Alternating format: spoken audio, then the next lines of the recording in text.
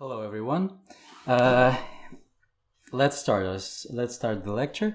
I'm Dmitry Danilov. I'm here to be talking on the topic about the vegetarianism, and to be more precise about the misconceptions on this topic. I will shortly introduce myself before we go into deep into the topic that I want to discuss today. I am a yoga instructor of the Ukrainian Federation of Yoga, and I've been doing yoga classes, and I've been a yoga teacher. I've been doing yoga for about 17 years now. One more thing about myself that I'm very proud of: I have finished my PhD dissertation last year on the philosophy of yoga, to be more precise, on the transformation of dhyana in yoga. Let's begin with the topic. I'm a little bit nervous, so this is the first English lecture in quite a while. So I hope everything will be clear in what I'm saying. My mouth is not used to pronounce many English words. I haven't been speaking for maybe 4 or 5 months any English at all. So I hope I will get into it. And let's, Jeremy, please. I think we have a very interesting topic and very interesting facts to discuss. So, the vegetarianism. This is, many yogis nowadays are vegetarian, and this is nice. I also been a vegetarian for many years. But there is a little story I want to start with. The story of this lecture. 2 years ago, I was in my hometown.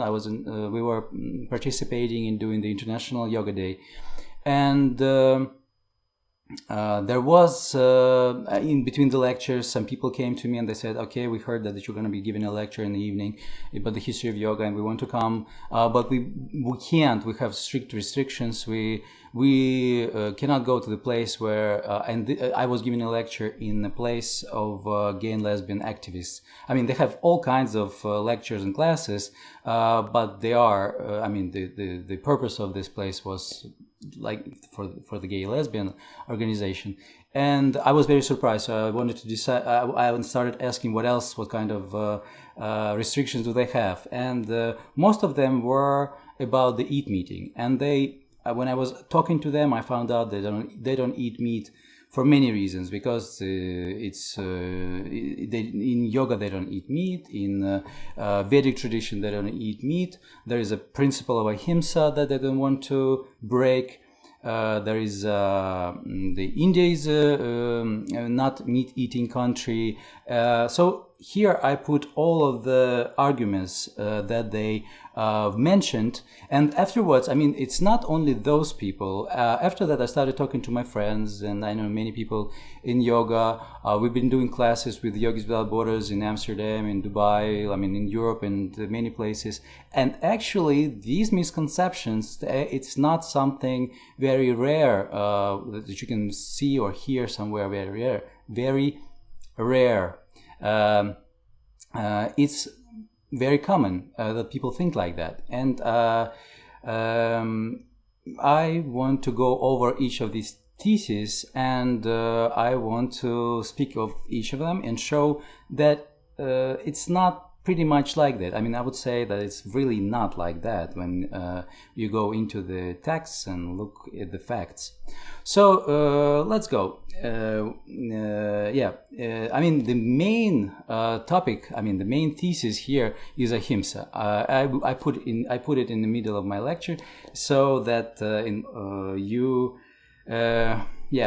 this is a quite tricky topic. So I would like to give more time for that topic. But for all of the rest of the misconceptions and theses, we go over step by step. So the first one is the Vedic culture, and there is an opinion that the Vedic culture, and by Vedic culture we mean the Aryans, the tribes that came to Indian subcontinent about 3,000 years ago, and the idea that I mean, there is an idea that the Vedic culture was supporting the fact of not eating the meat, and that is not really like that. So there are many texts, and usually the Vedas, the actual Vedas, are translated into most European languages, and that is not a big problem to look into these texts to see that there is nothing about it. I mean, there are many pieces of hymns, and the Vedas, the Rig Veda, the Atharva Veda, and the rest, the Upanishads. They have examples of meat eating. So the Aryans did eat meat. So this is a misconception. And I will show you just a couple of examples. There are only three. Two from Rig Veda and one from Brihadaranyaka Upanishad, to show you that this is not really the fact. So the first example is about the hymn of wedding. It's the hymn that talks about the ritual of how the wedding should be done in the Vedic tradition, and it is very obvious from the text. I mean, you can see it here on this slide that they were eating meat, because it says they fill my belly full with the meat of the bull and the fat of this animal. As clear as that. And then the other hymn, which is also really nice, it's from the first mandala of Rig Veda, and it is talking about the Ribhu, the three Ribhu, who were not gods, and they had to do something to become gods. So the hymn is about that. And to become gods, they should do a ritual with a cow, killing it and cutting it in pieces and eating it, as a ritual. From these facts, it's obvious that there was a certain character, a certain attitude towards animal. It was eating. It was for eating. I mean, they were for eating the animals. In this case, the bulls. What is also very important, the animal had a sacral part in this tradition. I mean, usually when, at least what we see now, is when an animal was killed, it was killed in a ritual, although it was also made for gods. They had the people had a part of this meat. Another piece of Brihadaranyaka Upanishad, and this is also this is the sixth chapter of the Brihadaranyaka Upanishad, and this chapter might be interesting to many people, because if we read this chapter, at the end of the lecture, I will give you the link to a web page where all these texts are listed, and there is an article and all the links where you can read it in the good academic translations. So we go back to the sixth chapter of Brihadaranyaka Upanishad, and it is very, very interesting because in this chapter, the author, if you could say it about Upanishad, talks about the ritual of sexual intercourse between a man and a woman. So in the beginning of the chapter, it goes on about the way the woman should be perceived, how it is important that a woman be perceived as a sacred ground.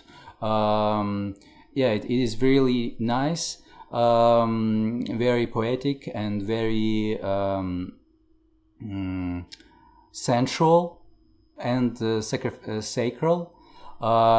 And after the sexual intercourse, it explains what these two men and woman, husband and wife, should eat and how they should eat it to have a certain child.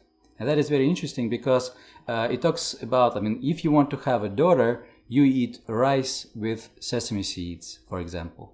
But if you want to have a son, and we can see it here in the text, if you want a son to be born, which would be a reputed scholar, which would speak delightful words, the child who would study all the Vedas, attain a full term of life, and so on. For that child, you should, this woman and this man, they should eat rice cooked with meat of a vigorous bull.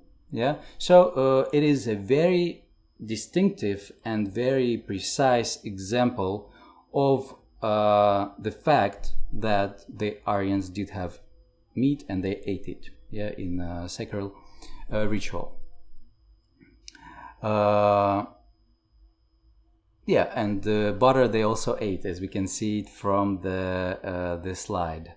Okay, so this is about the argument that Aryans didn't eat meat. It's a misconception. It's a misconception. It is very easy to prove. Just open any translation of the texts of the Aryans of the Vedic tradition, and you will see there many examples of eat meeting. Let's go further. The other argument is, and this is also very common, an idea or a thesis that the Aryans they ate meat, but the people before the Aryans, they didn't eat meat, and this is also a misconception. The people, the Dravidian people before the Aryans, this is way back in the Indian subcontinent. It is hard to imagine that they didn't eat anything they had. They ate everything. That's my opinion. But to be more precise, we can go into archaeological findings on the Indian subcontinent, and we can look what did the archaeologists find. And I have a slide with different texts which have a very good studies, academic studies on the food and the diet on the Indian subcontinent before the Aryans, the Vedic culture, started there. And all of them say that there are many bones found, there are many instruments for hunting found. Actually, the Dravidian people were fishermen and hunters. So they ate fish from the sea, from the river. They ate dogs, they ate turtles, they ate poultry. So they ate all kind of living beings. So this argument is also a misconception. That is not so. Let's go further. So we have two theses behind and we have three more in front. Let's go forward.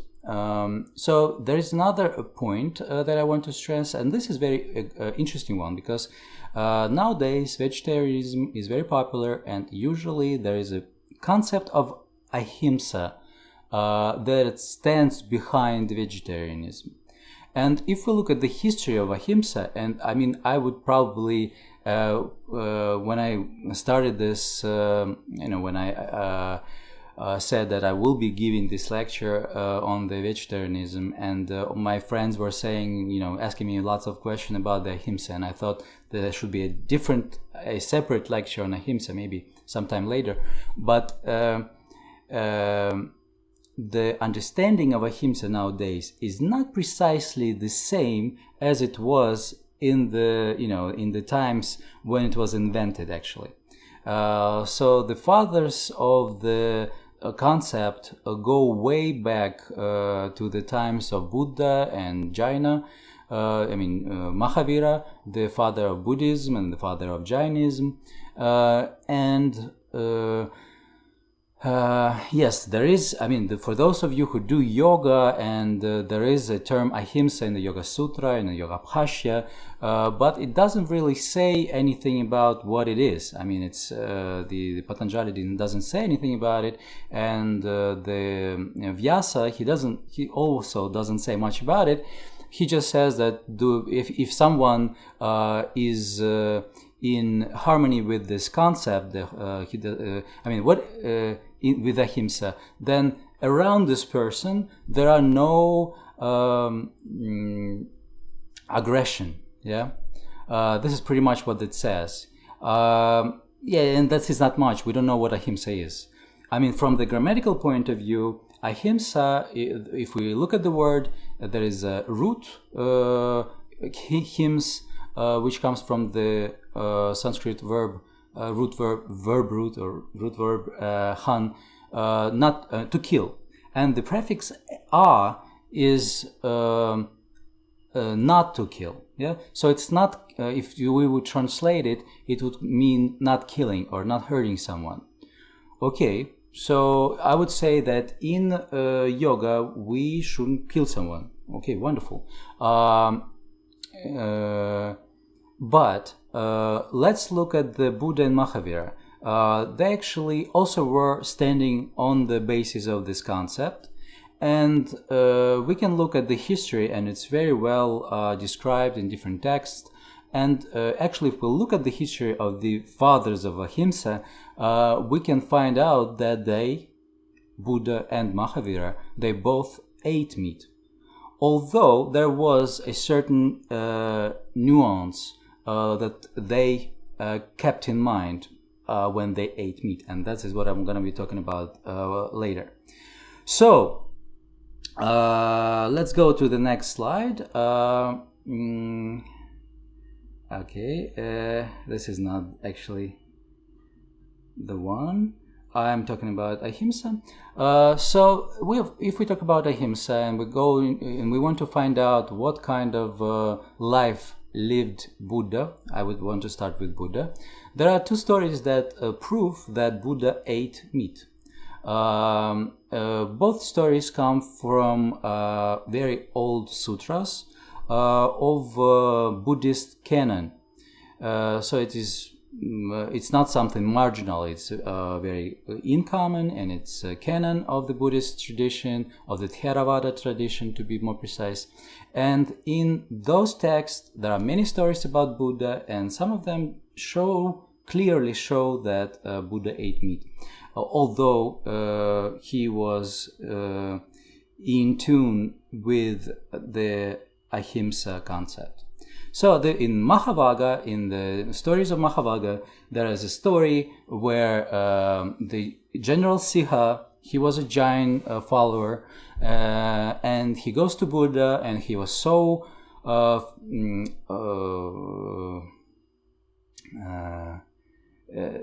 overwhelmed and so excited about the meeting Buddha, and he really was inspired by Buddha. So he decided to offer Buddha some meat. And Buddha actually accepted that meat and ate it. And actually, after he ate that meat, he pronounced that he and the monks and his monks should eat meat. But he also said that that is only possible in the case when the monk didn't hear or didn't see that that animal was killed especially for that monk. And we go further with that story, and there is a story of Mahāparinibbāna Sutta. I mean, it's not a story; it's a sutra. And this sutra is explaining the way the Buddha died. Actually, it was approximately in the 5th century BC, in the approximately 485-86 year of before Christ. And in this sutta, it is said that Buddha ate meat which was offered by the blacksmith of Chunda, and this was a pork meat. After he ate that meat, it was something wrong was wrong with that meat, and actually after he ate that meat, he had problems with his stomach, with digestion, and he died. but it confirms that Buddha ate meat in his during his life. So there are these two examples of meat eating. I know maybe some of you have been dealing with Buddhism and maybe even have practiced some Buddhist practices. And there is some opinion that this food that was offered by Chunda was not pork meat. Although in the text it is mentioned as Sukara Madhava, which actually means well prepared or soft meat or pork meat. In this 13th century, there was a commentary on this sutra where it was written that it was not pork, it was mushrooms. And that is not very, how you would say it, this argument is not very strong because it was written 2,000 years after the death of Buddha. So it would be the same as, for example, I don't know, if we would, now it's 2,000 years after the Christ, and if we would say now that what is written in the Gospels about the Jesus Christ's biography, he didn't use the wine and the breads, he used maybe something else, apple juice and meat. Yeah, this would be very strange if we would say it like that. But for some reason, people go on with this idea about the mushrooms, some kind of black mushrooms, but that is not very strong argument. And there is also a story about the Mahāvīra.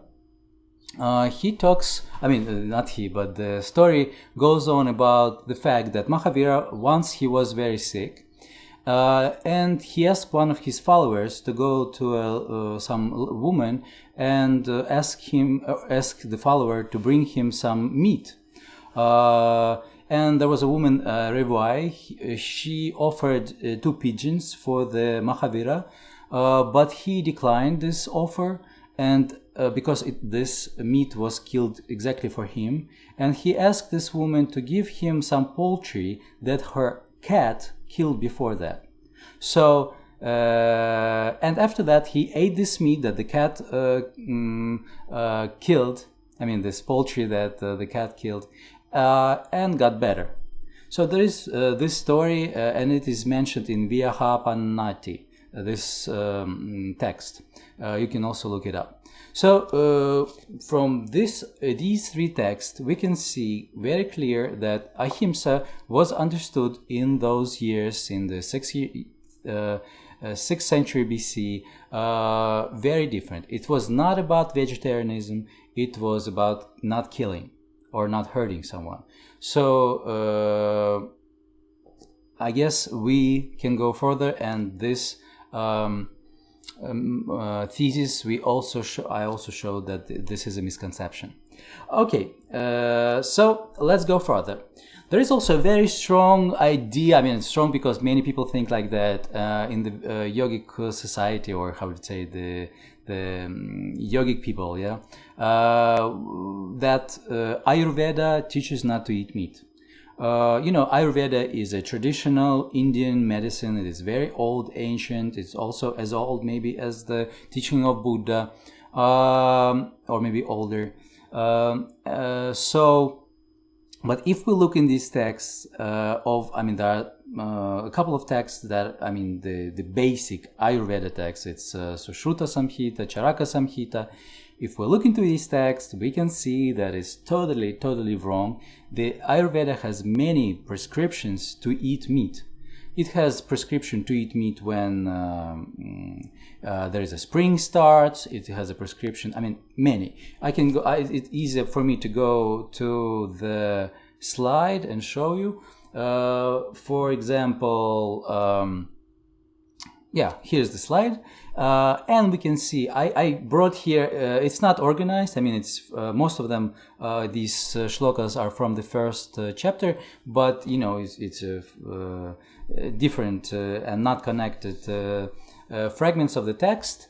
And we can see here very clear that there is a lot of prescriptions to eat meat. For example, during autumn, I'm looking at the bottom one. During autumn, one should take regularly the meats of quail, of partridge, antelope, sheep, wapiti, rabbit. Yeah, very good argument and strong argument that, you know, Ayurveda has very, I mean, it looks at meat as a help to heal a man. Or if we go to the above, I mean, we can use the beef juice to make a soup. We can, to the second shloka, we can use marshy animals, or we can use, to the third one, meat of wild animals and birds, in case, I mean, in summer. Here's also the thing about the drink, the wine and vinegar and honey, and it's also, I mean, it uses wine, vinegar, and honey as a prescription for certain diseases and for certain state to make a man more healthy. So you can look into these texts, the Sushruta-samhita and the Charaka-samhita. This is the examples and the borrowings from the Charaka-samhita.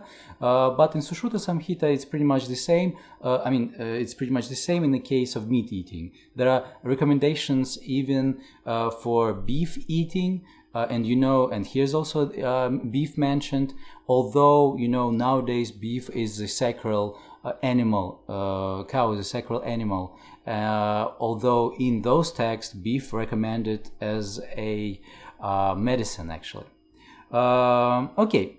So the thesis that the Ayurveda teaches not to eat meat is totally wrong. It's a misconception. So don't go into it if you want to be not to be how you would say it, not to, you know, if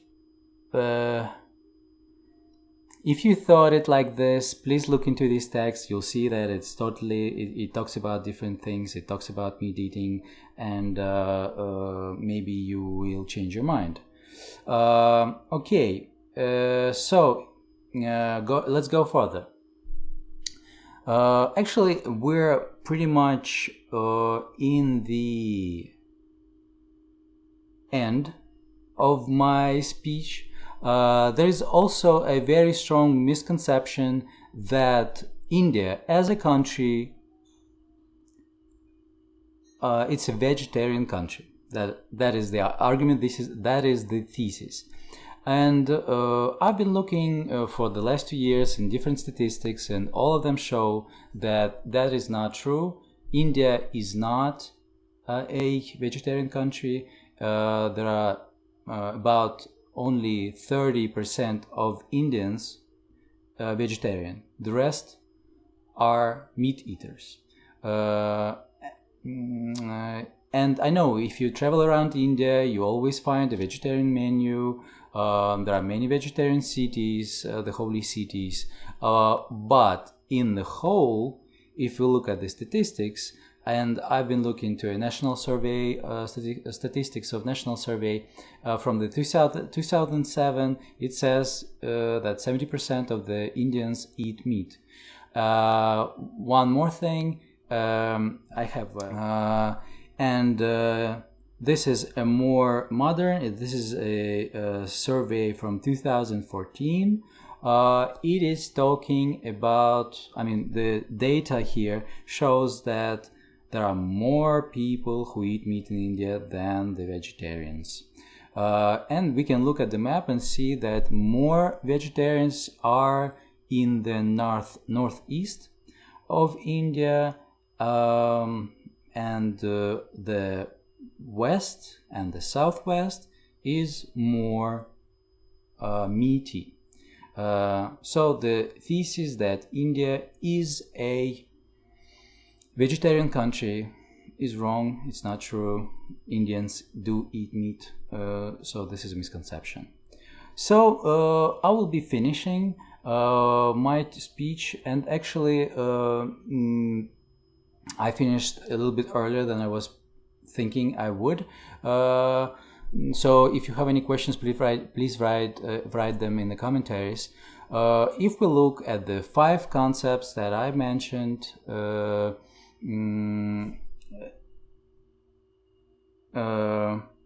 we can see that these theses are misconceptions. It is not true, and we can also see that there are some propagators, some agitators of vegetarianism who use these theses to agitate for vegetarianism. And I'm fond of vegetarianism. I've been a vegetarian for many years. I've been doing lots of different diets. I've been doing some fasting, rejection of food for 21 days, 15 days. I've been really experimenting with food, and I can definitely say that, I mean, you can be vegetarian, you might love it. I mean, it's really nice. It can be very healthy, although I recommend to do a DNA test to be sure that, you know, it's healthy for you. But if you stand on the ideological background or religious background, you can look at the facts, and they show that meat eating was always a part of Indian life. For many years, thousands of years, Indians did eat meat. I mean, there is a story of the start of vegetarianism in India, but those facts that I was talking about, there are facts, there are texts that show it. And if you want to be, how I would say it in English, if you don't want to be ignorant, you have to look at these facts and read these texts, the old ancient texts, and find out for yourself what is right and what is wrong. At least, in my opinion, you shouldn't be basing your diet on these facts, because they're not true. And I will give you now the information where you can read all this information more precisely. I had written an article explaining all the things I was talking about in more details. Thank you very much, and we'll see you next time. We'll see each other next time. Bye.